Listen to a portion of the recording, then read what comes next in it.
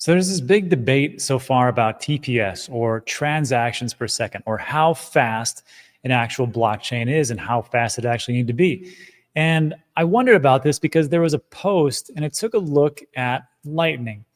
And this is pretty interesting. This is from Pierre Corbin, co-founder of PayW Flash, Great Reset, Bitcoin maximalist, I'm pretty sure. And he states, which payment network has the highest TPS, or transactions per second throughput? And he labels it out. He's like, Ethereum's only 15 TPS. PayPal, which I got to be honest with you, use it all the time, don't have a problem, only 200 TPS.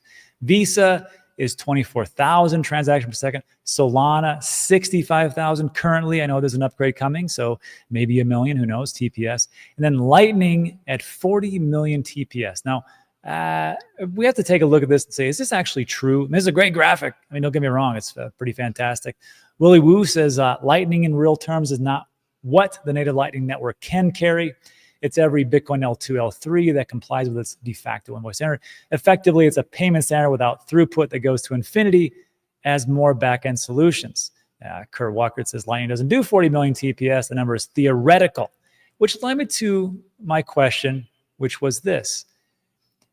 This is an old graphic, but you can see pretty clearly that Visa, like we just talked about, 24,000 transactions per second. Isn't that good enough for the globe? Well, apparently not, because that's not near what Web3 or transactions on the blockchain need to attain, depending on what we're trying to do.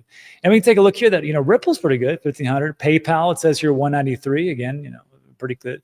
Bitcoin Cash, Litecoin, Dash, Ethereum, and Bitcoin at a whopping 7. So, but we don't use Bitcoin that much for transactions. We use those for like a store of value or hedge against inflation, stuff like that. And maybe we use Lightning for the payments. So the question is why do we need a high transactions per second? Why do we need all this massive amount? And it really comes down to like 5 things, especially with blockchain. Beyond payments. And I thought to myself, I'm like, well, if it's beyond, what are we talking about? Blockchains like Ethereum, Solana, or Aptos aren't just for financial transactions. I mean, just like how you would think about like with a stable coin. You go in the store, you buy something, transaction done, right? Just a monetary unit, financial transactions. However, like other ones, Ethereum, Solana, Aptos, and a whole host of others, they handle smart contracts, DeFi, NFTs, gaming, where depending on what you're playing, every action, every punch of a button could actually be recorded on the blockchain. And that's not feasible right now. I know there's going to be someone in the comment section, but this one does it. Well, let's see if we have global mass adoption. Everybody's playing that game, how that works out. And decentralized apps, which require massive throughput for microtransactions. So if we're talking about TPS, we need a pretty higher one.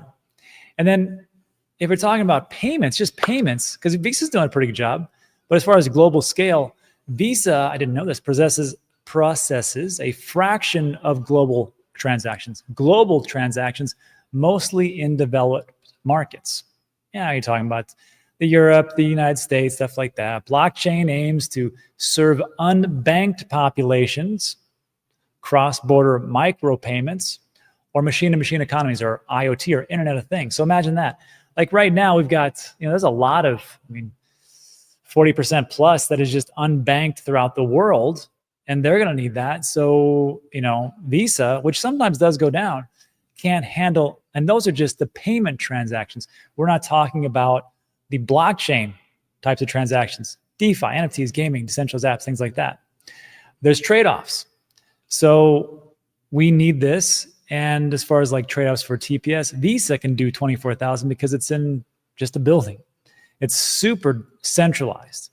So if we want decentralization, which of course the advantages are, it could be resilient and robust, enhanced privacy, debatable, mitigation of single points of failure, very true. If different parts of Visa get attacked, and that goes down. Resistance to censorship, incentivized participation, and scalability and efficiency. And then also this is all about future proofing. So right now we're at a certain point, but remember, if we take a look at the internet traffic grew 1,000x in 20 years, from 2000 to 2020. Blockchain projects expect exponential growth in digital interactions, especially in Web3, like we just talked about, or metaverse economies. I don't know if that's going to happen, but sure.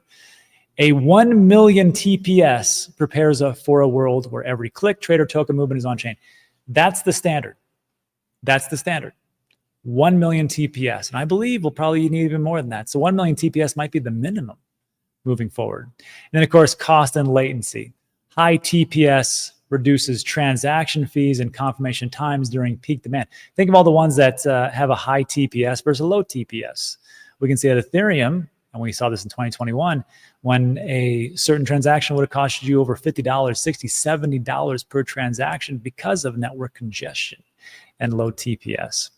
So what I want you to do is not take my word for it and these type of things. I mean, these are the basics of it, but which one is the fastest? And what's the difference between, say, they're theoretical, but what they're actually really doing? Well, good news, there's a website. And that website is Chain Spect. And I'm gonna link that in the description so you can check this out. It's pretty good because it's got, just like I lay out here, there's 3 things I want you to pay attention to. Real-time TPS versus max theoretical TPS in the middle here. And the finality, when does everything settle? Because you can have these things buzzing by, but when are things actually settled on the chain and done and recorded and everything else? So we can see here that, I don't know what the heck KEETA is. Apparently it's in testnet, and it's got a max TPS of 47,000, max theoretical at 10 million transactions per second. Wow. Total transactions, block time, finality, 0 seconds. Here's Solana. I own a bunch of Solana. Hope this works out for me. Real team TPS, 1200. Max TPS for 100 blocks, 29. Max theoretical, 65,000. Again, I know an upgrade's coming. Got you. Block time, 0.39, and finality, 12.8. Here's ICP. And down the way, and base, which is super centralized, and BNB chain, also super centralized, and so on and so forth. So I'd like you to take a look at this, and then you can make the decision of where you would like to potentially invest into. But that's it for today. So look, I just want to give everyone an update about things that they need to be aware of when people are talking the jargon and trying to make a really good case for it. Here's a backup, and you can do your own research. That's it for today. So look, if you like today's video, give it a thumbs up, consider subscribing. Everything I talk about is time sensitive. But that's it for this one. Thanks so much for stopping by. I appreciate you, and I'll see you on the next one.